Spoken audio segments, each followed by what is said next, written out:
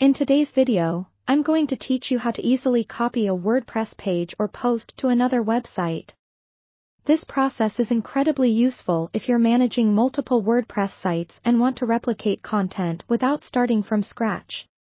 We'll be exploring a straightforward method to help you achieve this efficiently, ensuring all your content is transferred smoothly. First, make sure you have access to both WordPress sites, the origin and the destination. You'll need appropriate permissions to manage content on both sites. Admin access is usually best. Once you're logged into the origin site, navigate to the dashboard. Find the Posts or Pages section on the left-hand side, depending on what content you want to copy. Click on it and locate the specific page or post you'd like to duplicate. To move this content easily, we'll use a plugin called Duplicate Post.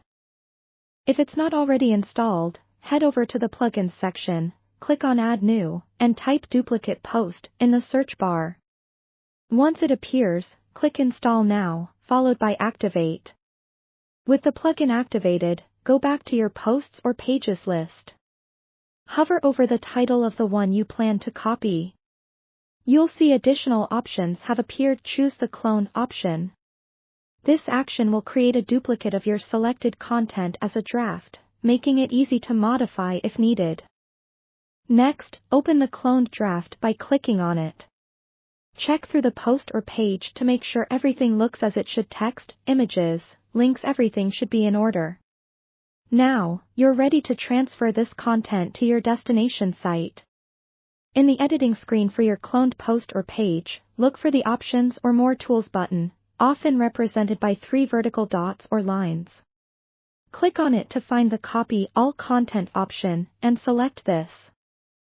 Having copied the content, it's time to switch over to your destination WordPress site.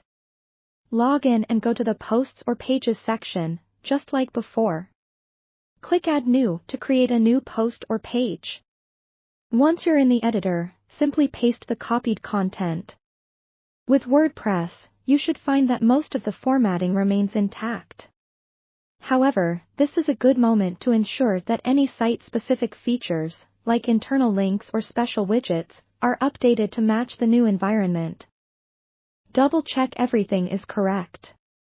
Look through the settings for this content entry on the right-hand side of the editing screen.